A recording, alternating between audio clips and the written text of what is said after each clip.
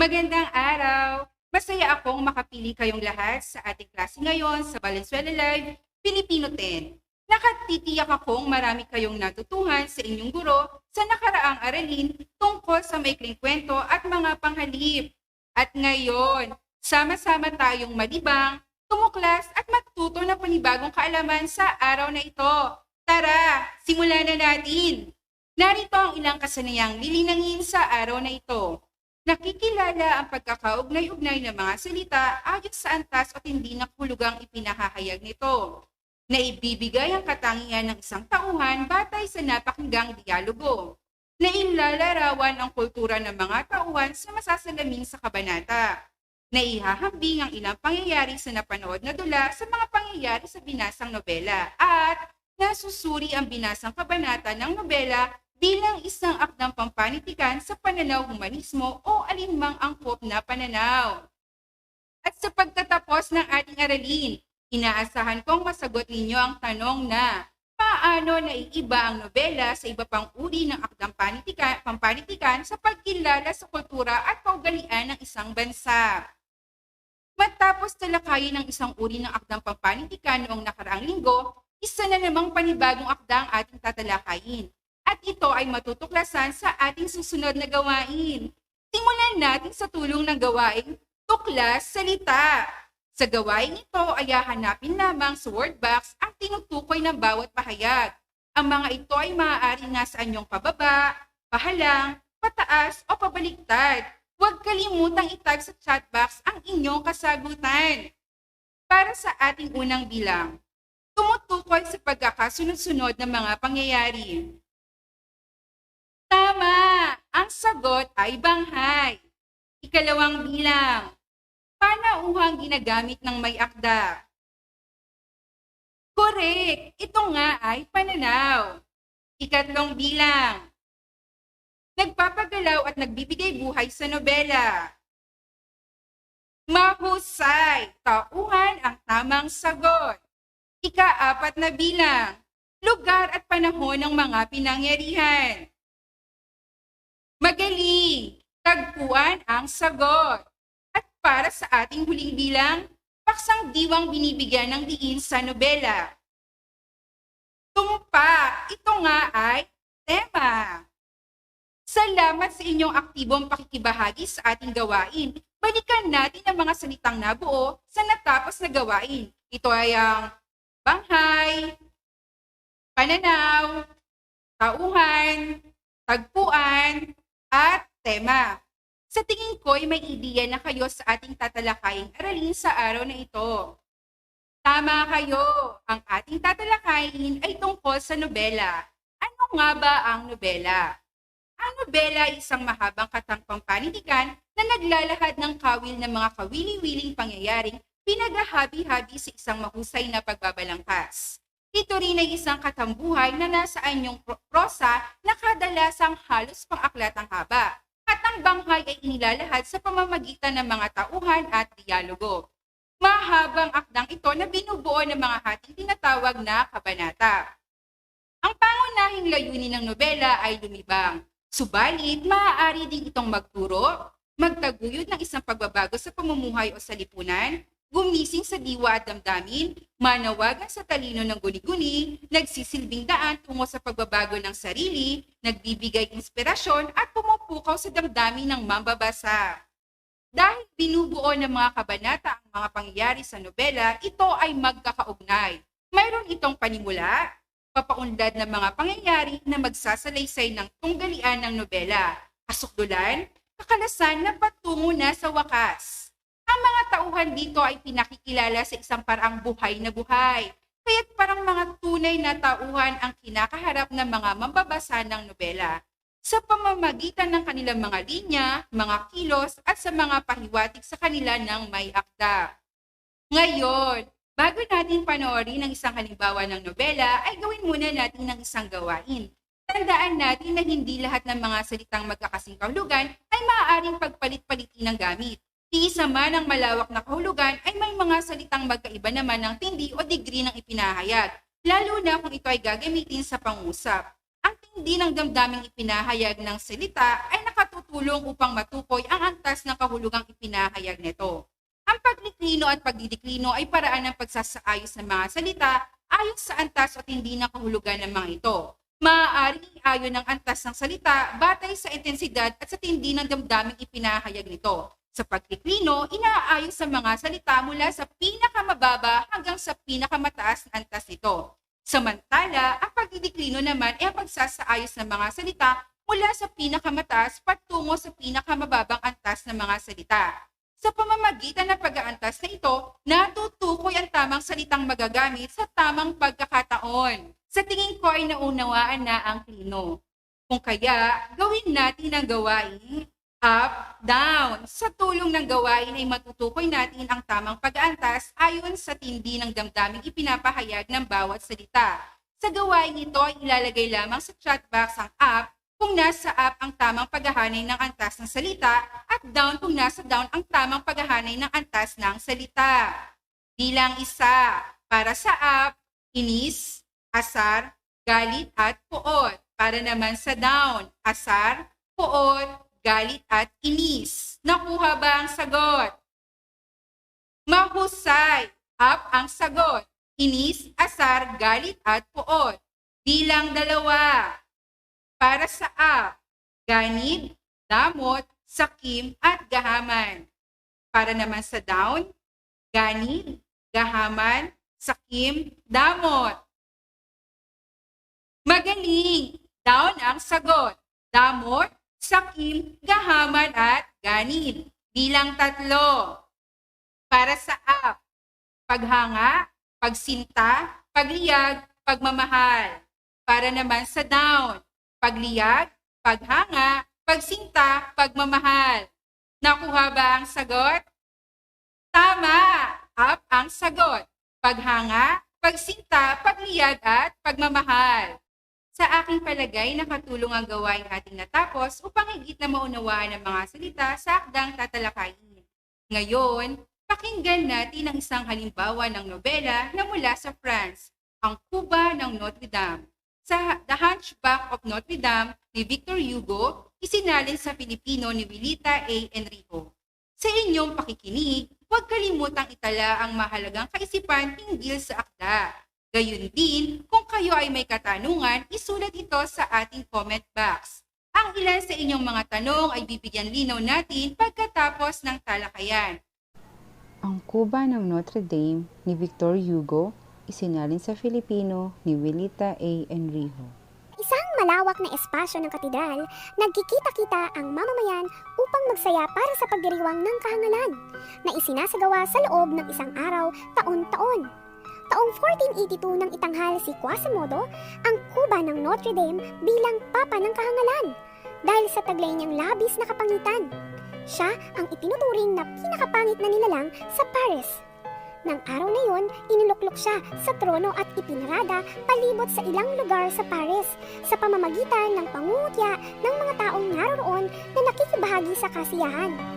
Naroon rin si Pierre Gringory, ang nagpupunyaging makata at pilosopo sa lugar. Hindi siya naging matagumpay na agawin ang kaabalahan ng mga tao sa panonood ng nasabing parada. Malaki ang kanyang panghihinayang sapagkat wala man lang nagtangkang manood ng kanyang inihandang palabas.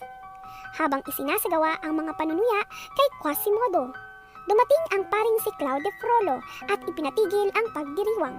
Inutusan niya si Quasimodo na bumalik na sa Notre Dame na kasama siya. Sa paghahanap ng makakain, nasilayan ni Gringory ang kagandahan ni La Esmeralda, ang dalagang mananayaw. Ipinasya niyang sundan ang dalaga sa kanyang pag-uwi. Habang binabagtas ni La Esmeralda ang daan, laking gulat niya nang sunggaban siya ng dalawang lalaki, sina Quasimodo at Frollo. Sinubukang tulungan ni Gringory ang dalaga subalit hindi niya nakaya ang lakas ni Quasimodo kung kaya't nawalan siya ng malay. Dagli namang nakatakas si Frollo. Dumating ang ilang alagad ng hari sa panguna ni Phoebus, ang kapitan ng mga tagapagtanggol sa kaharian. Dinakip nila si Quasimodo. Samantala, hating gabi na nang pagpasya ng pangkat ng mga pulubi at magnanakaw na bitayin si Gringory. Lumapit sila Esmeralda sa pinuno ng pangkat at nagmungkahing huwag ituloy ang pagbitay sapagkat handa siyang magpakasal sa lalaki sa loob lamang ng 4 na taon. Mailigtas lamang ang buhay ni Gringory sa kamatayan. Nang sumunod na araw, si Quasimodo ay nilitis at pinarusahan sa tapat ng palasyo sa pamamagitan ng paglatigo sa kanyang katawan. Matindi ang sakit ng bawat latay ng latigo na ipinapalo sa kanyang katawan. Inisip niya ang dahilan ng kanyang pagdurusa. Ang lahat ng iyon ay kagustuhan at ayon sa kautusan ni Frollo na kailanman ay hindi niya nagawang tutulan dahil sa utang na loob kasabay ng sakit na nadarama niya ay ang matinding kirot na nalalasap sa bawat panghahamak sa kanya ng mga taong naroroon. Nagmakaawa siya, nabigyan siya ng tubig, subalit tila bingi ang mga taong nakatingin sa kanya na ang tanging gusto ay lapastanganin at pagtawanan ang kanyang kahabag-habag na kalagayan. Dumating sila Esmeralda. Lumapit ang dalaga sa kanya na may hawak na isang basong tubig. Pinainom siya. Samantala, sa di kalayuan ay may babaeng baliw na sumisigaw kay La Esmeralda. Tinawag siya ng babaeng, "Hamak na mananayaw at anak ng magnanakaw!" Kilala ang babae sa tawag na Sister Gudule. Siya ay pinaniniwalaan na dating mayaman subalit nawala ang bait nang mawala ang anak na babae 15 taon na ang nakalilipas. Makaraan ang ilang buwan habang sila Esmeralda ay sumasayaw sa tapat ng Notre Dame at pinagkakaguluhan ng maraming tao na pagawi ang mga mata ni Phoebus sa mapang-akit na kagandahan ng dalaga. Nang mapuna nila Esmeralda si Phoebus ay napaibig dito ang dalaga. Tila siya nawala ng ulirat nang kanyang marinig ang paanyaya ng binata na magkita sila mamayang gabi upang lubos na magkakilala. Si Frollo ay nakatanaw lamang mula sa tuktok ng Notre Dame at nakaramdam ng matinding panibugho sa nasaksihan. Ang kanyang matinding pagnanasa kay La Esmeralda ang nag-undyok sa kanya na talikuran ang Panginoon at pag-aralan ang itim na mahika. Mayroon siyang masamang balak. Nais niyang bihagin at itago sa kanyang selda sa Notre Dame. Nang sumapit ang hating gabi, sinundan ni Phoebus sa pakikipagtipan kay La Esmeralda. Habang masayang nag-uusap ang bagong magkakilala ay biglang may sumunggab ng saksak kay Phoebus. Ngunit mabilis ding naglaho ang may sala. Hinuli ng mga alagad ng hari sila Esmeralda sa pag-aakalang siya ang may kagagawan sa paglapastangan sa kapitan. Matapos pahirapan sa paglilitis, sapilitang pinaako kay La Esmeralda ang kasalanang hindi niya ginawa. Pinaratangan din siyang mangkukulam. Siya ay nasintensyahang bitayin sa harap ng palasyo. Dinalaw siya ni Frollo sa piitan at ipinagtapat ang pag-ibig sa kanya. Nagmakaawa ang pari na mahalin din siya at magpakita man lang ng kahit kaunting awa ang dalaga subalit tinawag lamang siya nila Esmeralda ng siyanak na monghe at pinaratangang mamamatay tao. Tumanggi siya sa lahat ng alok ni Frollo. Bago ang pagbitay, iniharap si La Esmeralda sa maraming tao sa tapat ng Notre Dame upang kutyain. Napansin ng dalaga ang anyo ni Phoebus, kaya isinigaw niya ang pangalan ng binata. Si Phoebus ay nakaligtas sa tangkang pagpatay sa kanya! Tumalikod si Phoebus na tila walang narinig at pinunton ang bahay ng babaeng kanyang pakakasalan. Ilang sandali, dumating si Quasimodo galing sa tuktok ng Notre Dame upang patunayan kay La Esmeralda gamit ang tali. Hinila niya paitaas ang dalaga patungo sa katedral at tumatangis na isinisigaw ang katagang Santuario! Si Quasimodo ay napaibig kay La Esmeralda ng araw na hatiran siya ng dalaga ng tubig sa panahong wala man lang magnasang tumulong sa kanya. Matagal na niyang pinagplanuhan kung paano itatakas si La Esmeralda sa naging kalagayan ng dalaga. Batid ni Quasimodo na ang dalaga ay mananatiling ligtas hanggat nasa katedral. Sa mga araw na magkasama ang dalawa, mahirap para kay La Esmeralda na titigan ang pangit na anyo ni Quasimodo. Di nagtagal, naging magkaibigan ang dalawa. Lumusob sa katedral ang pangkat ng mga taong palaboy at magnanakaw. Sila ang kinikilalang pamilya ni La Esmeralda. Naroon sila upang sagipin ang dalaga sapagkat narinig nila na nagbaba ng kautusan ang parlamento na paalisin si La Esmeralda sa katedral. Samantala, inakala naman ni Quasimodo na papatayin ng mga lumusob si La Esmeralda kaya gumawa siya ng paraan upang iligtas ang dalaga. Malaking bilang ng mga lumusob ang napatay ni Quasimodo. Habang nagkakagulo, sinamanta ni Frollo ang makalapit kay La Esmeralda. Nag-alok siya ng dalawang pagpipilian ng dalaga, ang mahalin siya o ang mabitay. Mas pinili ni La Esmeralda ang mabitay kaysa mahalin ang isang hangal na tulad ni Frollo. Iniwan ni Frollo ang dalaga na kasama si Sister Gudule. Labis ang pagkamangha ng dalawa nang mabatid nila na sila ay mag-ina. Nakilala ni Sister Gudule sila Esmeralda dahil sa kwintas na suot ng dalaga. Ito ang kanyang palatandaan na suot ng kanyang anak bago mawala. Minasa ni Sister Gudule na iligtas ang anak, subalit huli na ang lahat. Nang mabatid ni Quasimodo na nawawala sila Esmeralda, pinuntun niya ang tuktok ng tore at doon hinanap ang dalaga. Sa di kalayuan, napansin niya ang anyo ng dalaga. Sila Esmeralda ay nakaputing bestida at wala ng buhay. Naantig siya sa kanyang nasaksihan. Labis ang galit na naramdaman niya kay Frollo na noon pa man ay batid niya na may matinding pagnanasa sa dalaga. Nawala sa katinuan si Quasimodo. Nang namataan niya si Frollo, hinila niya ito sa matinding lungkot na nararamdaman ay inihulog niya ito mula sa tore. Ang paring kumupkop sa kanya. Inihulog niya sa kamatayan ang taong nagbahatid ng pagdurusa sa babaeng kanyang minamahal, sila Esmeralda. Habang nakatitig sa wala ng buhay na katawan ng dalaga, sumigaw si Quasimodo. Walang ibang babae akong minahal! Mula noon, hindi na muling nakita pa si Quasimodo. Matapos ang ilang taon, nang matagpuan ng isang lalaking naguhukay ng puntod ang libingan nila Esmeralda, nasilayan niya ang hindi kapanipaniwalang katotohanan. Nakayakap ang kalansay ng kuba sa katawan ng dalaga. Naibigan niyo ba ang napakinggang nobela? Layunin ng akdang ang kuba ng Notre Dame na makita ng isang mambabasa ang magandang mukha ng France sa kanilang panitikan. Ito rin ay naglalayong mapaunawa sa mambabasa na ang pag-ibig ay umiiral sa iba't ibang paraan. Tinatalakay dito ang labis na pagmamahal ni Quasimodo kay La Esmeralda na hanggang sa kabilang buhay ay sinamahan niya ito. Ipinakita rin dito ang mabuting ugali ni Quasimodo na sa kabila ng kanyang kapangitan at pangungutya sa kanya ng mga tao ay taglay pa rin niya ang pagiging mapagtiis at marunong tumanaw ng utang na loob. Ngayon, upang lubos nating maunawaan ang nilalaman ng akda, ay gawin natin ang gawaing hulaan mo. Sa tulong ng gawain ay masusuri natin ang katangian ng bawat tauhan sa pamamagitan ng kanilang dialogo. Sa gawain ito, ilagay nyo lamang sa chat box ang tauhang nagsabi ng dialogo. At sa pamamagitan ng dialogo na yon ay matutukoy natin ang katangian at kulturang tinataglay nila. Para sa bilang isa. Nalimutan mo na ba ako na tumambang sa iyo isang gabi habang pauwi na sa iyong tirahan? Na kinabukasan ay siyang pinainom mo ng tubig noong hagupitin ako sa harap ng madla? Marahil ay nalimutan mo na, ngunit ako ay hindi. Tama, ito ay si Quasimodo, ang kuba ng Notre Dame na itinanghal bilang papa ng kahangalan dahil sa taglay niyang labis na kapangitan. Sa kabila ng kanyang pisikal na kanyuan, siya ay may magandang kalooban. Tiniis niya ang paglilitis at pagpaparusa sa kasalanang hindi niya ginawa nang dahil lang sa utang na loob sa taong kumupkop sa kanya. At kung inyong maaalala, walang ibang nagbigay ng tubig sa kanya kundi sila Esmeralda. At dahil sa kabutihang ito nila Esmeralda ay umibig sa kanya si Quasimodo.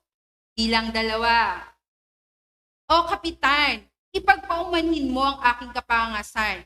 Alam kong mali itong aking gagawin, ngunit nais kong malaman mong ikaw ay aking iniibig. Nakikilala ba ang tauhang nagsabi ng dialogong ito?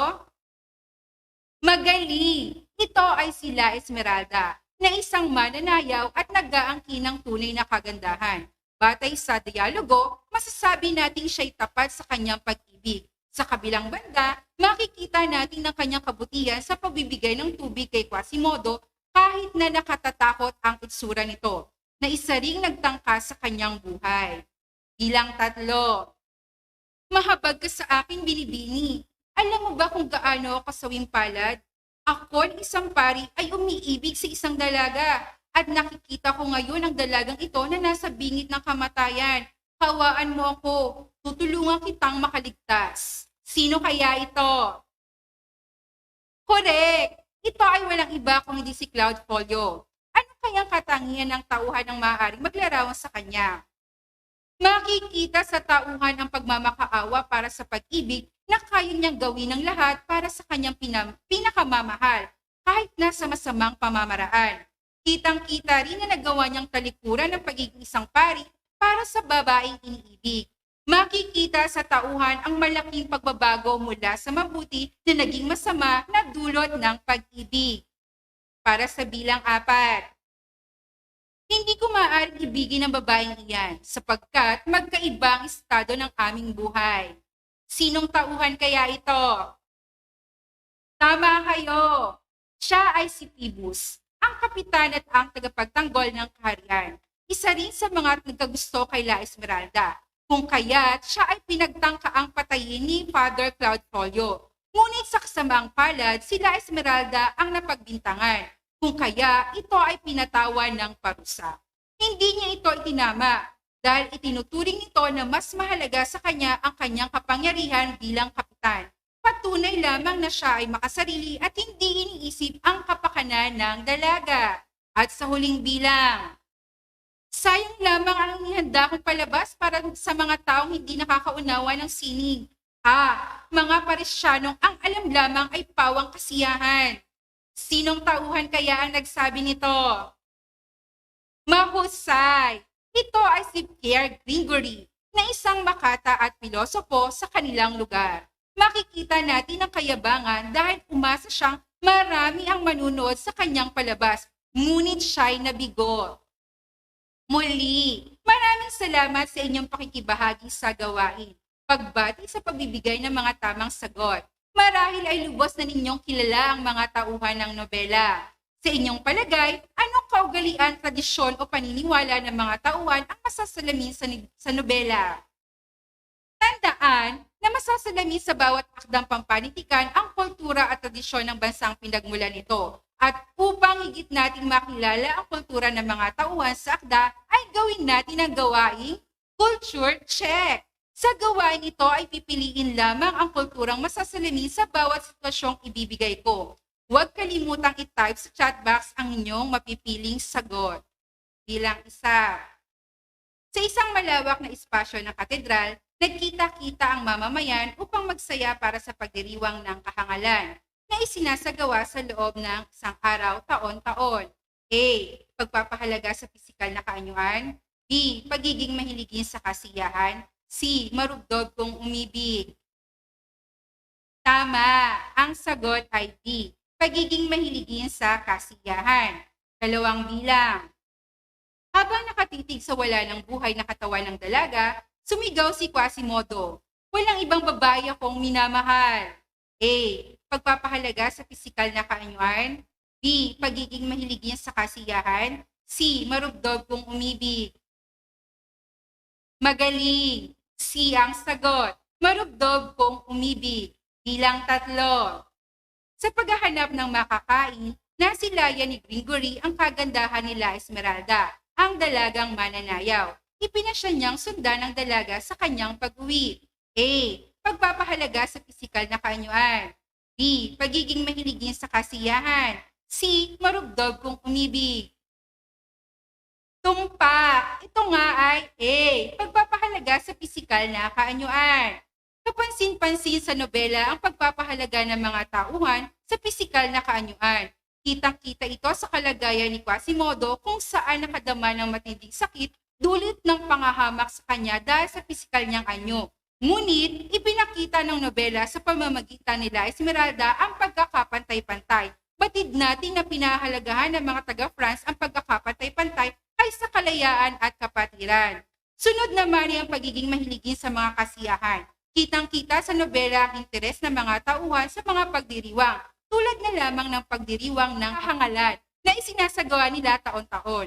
Ang pagdiriwang na ito ay bahagi na ng kanilang kultura. Naipakita rin sa nobela ang marugdog na pag-ibig ng mga tauhan. Nangangahulugan lamang na ang mga taga-France ay mas mataas ang pagpapahalaga sa pag-ibig. Gagawin nila ang lahat alang-alang sa pag-ibig, tulad ng ipinakita ng mga tauhan sa akda.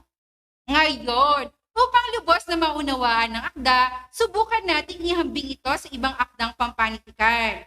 Nakikilala niyo ba ang nasa larawan? Tama! Ito ay si Beauty at si Beast mula sa dulang musikal na Beauty and the Beast. Marahil ay kilalang-kilala niyo sila. Kung gayon, maaari niyo bang ilagay sa ating comment box ang inyong nalalaman tungkol sa kanila? Ang Beauty and the Beast ay tungkol sa isang prinsipeng isinumpa dahil sa hindi ito kagandahang ugali.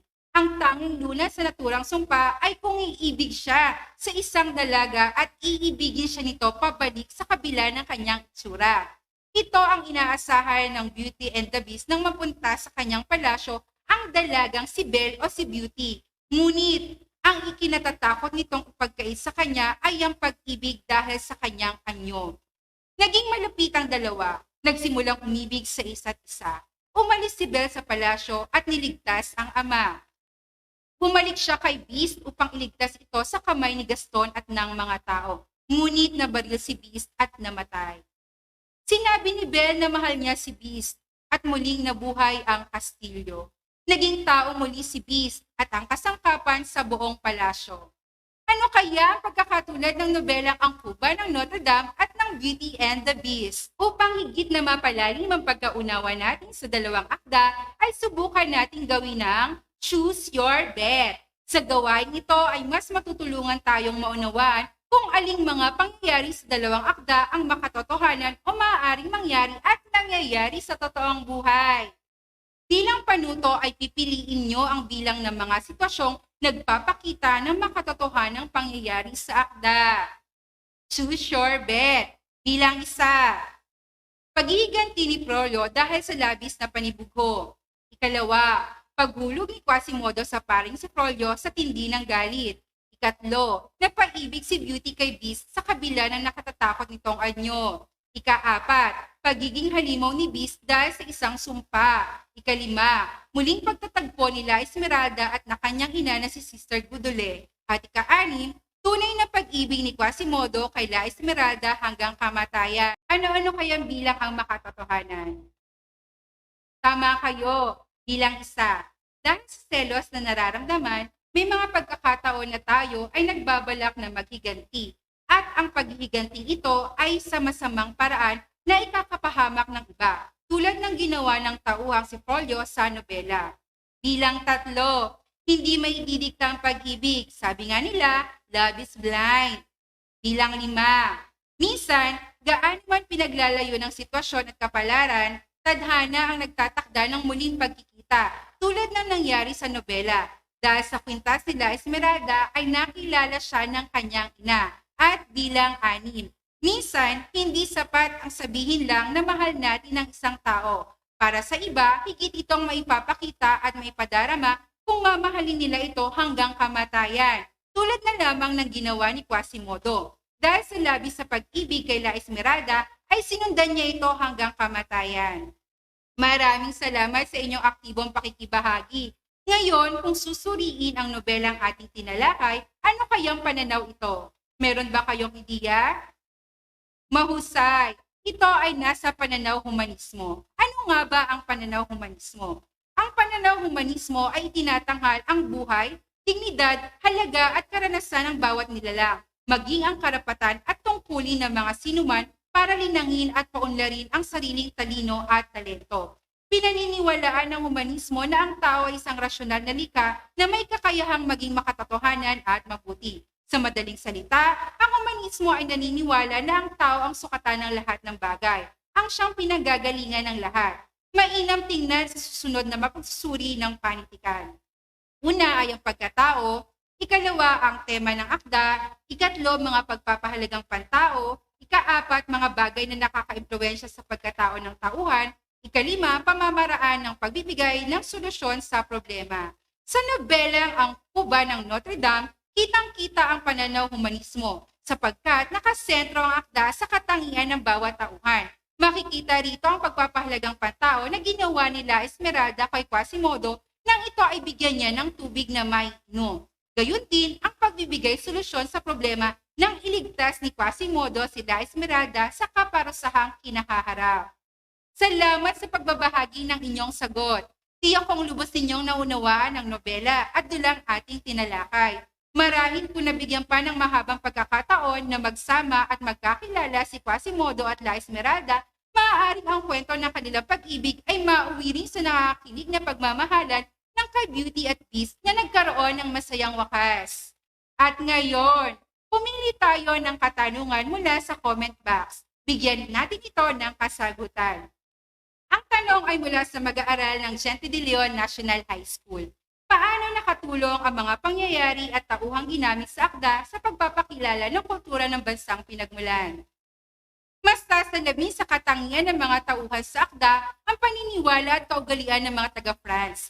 Dahil sa malinaw itong inilarawan sa nobela, higit din na nakatulong ang mga pangyayari upang maipakita ang tradisyon na mayroon ang bansang ito.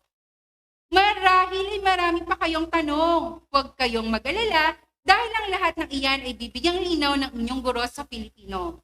At bago tayo magtapos, atin munang balikan ang tanong na paano naiiba ang iba pang uri ng akdang pampanitikan sa pagkilala sa kultura at kaugalian ng isang bansa. Ang lahat ng nobela ay refleksyon ng lipunan o lugar kung saan ito naisulat. Pinaniniwalaan ng manunulat na nakapagbabago ng lipunang ginagalawan niya ang naisulat niyang akda. Gayun din, ito'y naglalaman ng mga makatotohanang pangyayari na may layuning makapagpamulat ng kasalukuyang kalagayan sa lipunan. Mahusay grade 10. Binabati ko kayo. Natamo ninyo ang mga sumusunod na kasanayan. Nakikilala ang pagkakaugnay-ugnay ng mga salita ayon sa antas o tindi ng kahulugang ipinakahayag nito. Naibibigay ang katangian ng isang tauhan batay sa napakinggang dialogo. Nailalarawan ang kultura ng mga tauhan na masasalamin sa kabanata. Naihahambing ang ilang pangyayari sa napanood na dula sa mga pangyayari sa binasang nobela at nasusuri ang binasang kabanata ng nobela bilang isang akdang pampanitikan sa pananaw humanismo o alinmang angkop na pananaw. Naway naging makabuluhan at masaya at nag-uumapaw sa kaalaman ng araw nating ito. At bilang pagtatapos, huwag kalimutang gawin ang karagdagang gawain sa tulong at gabay ng inyong mga guro at magulang.